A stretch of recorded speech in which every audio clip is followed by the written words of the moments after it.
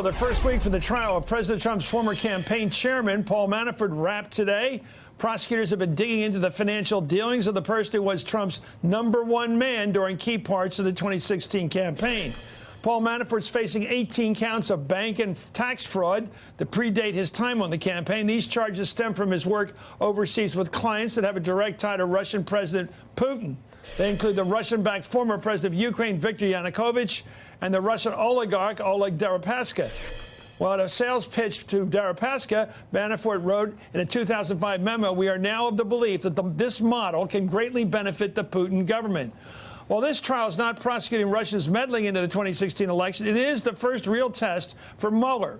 From where I'm joined by Julia Ainsley, NBC News national security and justice reporter, and Mimi Rocah, former assistant U.S. attorney and MSNBC legal analyst. Thank you both for joining us to put this together.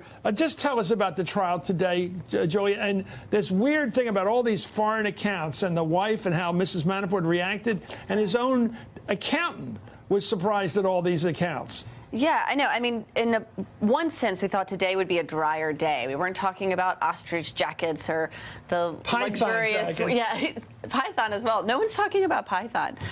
Anyway, we thought it would be a drier day considering you have two accountants who are testifying, but actually it really struck a nerve, and I think it really got to the meat of this case. When the first tax preparer came on the stand, that's Philip Aliff, he said that he was told there were no foreign bank accounts. He didn't know anything about Cyprus. He didn't know anything about where that income was coming from. At that point, we saw Mrs. Kathleen Manafort dab her eye, and then she got up and left the room for about 5 minutes. How'd that strike you, that she was surprised to know he had all this money stashed away? Well, I think Mrs. Manafort clearly knew. I mean, it was their joint tax returns. I don't think she was necessarily surprised, but she knows denial of it that struck her. It was the fact that she knew that the prosecution was hitting on the right chords, that this was going to be very hard for the defense to walk around. And in fact, we saw that. I mean, it was a really tough obstacle for them to get over. I mean, so basically when they started cross-examining this guy, Philip Aliff, the tax preparer, it was a short cross-examination, and all they focused on was the fact of, didn't you know, weren't there hints of foreign bank accounts? You knew he was getting money from foreign people. Weren't there enough breadcrumbs there? And the answer is really not. And then we had an even more damning witness. We had Cindy Laporta, who has immunity because she knowingly falsified these records. In 2014, 2015, when the bottom was really falling out for the Manaforts and for the business, she knowingly falsified these documents. And she said she felt really disturbed about it. I mean, I think she felt personal anguish, and that really came across today. Speaking of anguish, Mimi, what do you make of the fact that a guy who's lost his empire, no more ostrich or python jackets, no more luxury lifestyle, which he was spending out the window there, all of a sudden he's broke, and so he goes to work for Trump. Does that to be like, is that a rainmaking operation? He thought if he went to work for Trump, he'd meet all kinds of new clients and open up the doors. I know action is always good.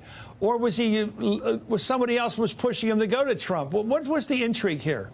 A broken guy going to work for free for Trump.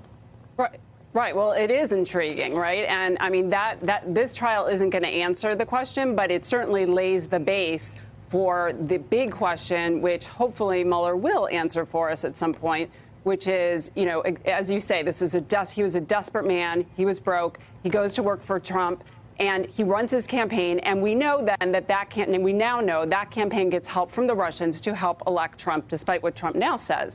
That's the fact.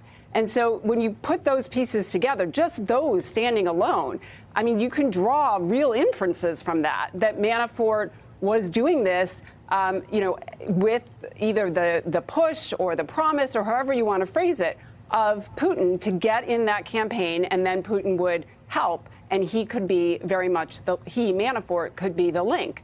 Now, you know, we don't even know all of the evidence that Mueller has. There may be, I think there is probably much more about that. But even if you just look at those facts alone, it's a pretty compelling inference to draw. And, you know, that's what prosecutors do. They draw inferences, and then they look for the facts to see if they support that. Well, I want to stick on this for a moment, Joy, because you've been covering this case. Is this like 6 degrees of Kevin Bacon? I keep trying to figure out why do they all know? Why does Roger Stone get involved with Trump? And we got him all the madams and Manhattan Mad and all that stuff going on, that sleazy stuff. And then we've got Manafort. They were business partners. And Manafort had all these pro-Russian dealings in Ukraine. And Trump seems to have an affinity for Russia, whether it's Miss Universes or whatever going on over there, and William Bell hotels. How did it all start? All this Russian mix. I mean, I think it started at different points. The Russians come to him, or did he go to the Russians? Different points for different characters, but there's a pattern here. I mean, we see a pattern just in the way Paul Manafort did business over these many years, and there are patterns in the way a lot of these men operated. These are people who had enormous amounts of money, wanted to maintain a certain lifestyle. There are plenty of parallels you can draw. And what do Russians do for them? Trump. Cash? Well, they're cash when American banks might not loan, especially during financial crisis, and they are putting them in a place where they owe something. This is okay. Classic So the Russians have a lot of money they want laundered. They want to get it out of the country into the West, where there's buying. And they're buying influence. They're buying influence over these people. They want to know that they're doing their bidding because they have something over them, whether that be blackmail on something sordid they did that they don't want anyone to know about, or whether it's money. I mean, there are a lot of ways, and this really comes from a classic Russian KGB playbook in some ways. Manafort is the only member, of course, of the Trump campaign potentially facing prison time. All those who have been indicted or are cooperating with the Mueller investigation, including Michael Flynn, Rick Gage, George Papadopoulos, could still face lots of jail time. There are numerous other people who are under scrutiny from the Trump campaign, including Donald Trump Jr., Jared Kushner, Roger Stone, I said, who could also face legal jeopardy. Mimi, I just think it's like this is the first round. It's going to be a 10 or 15 round fight. It's going to end up probably with Trump. My question is, well, how important is this first round? I think it's important, Chris, in large part because it is the first round. So as we were just saying, even though this isn't directly about the Russian conspiracy, it lays the groundwork for something that, I think could bleed into that, namely Manafort's, susceptibility to Russian pressure when he was running the campaign. And also, I think that rightly or wrongly, Trump has made this, well, wrongly, Trump has made this about the prosecution, right? He's put the prosecution on trial with the public. Right. And so rightly or wrongly, now this is going to be viewed as, a thumbs up or thumbs down on Mueller's investigation, even if it's not about the Russian conspiracy. But how's he doing? How's he doing as the special counsel? And if a jury, which is a semi-official, basically body, gives the thumbs up in a conviction, I think that will at least quiet a little bit of the criticism. And you can be sure that if for some reason there's an acquittal or a hung jury, it's going to send the witch hunt, people into a frenzy. I'm not saying I agree that all of this should be a referendum, but I think that's where we are. Thank you so much. I agree with you. If you want to call it a witch hunt, you got to make sure there aren't real convictions. With real convictions, it takes on reality, and reality bites. Thank you, Julia Ainsley. Thank you, Mimi Rocha. Hey there, I'm Chris Hayes from MSNBC. Thanks for watching MSNBC on YouTube. If you want to keep up to date with the videos we're putting out, you can click subscribe just below me, or click over on this list to see lots of other great videos.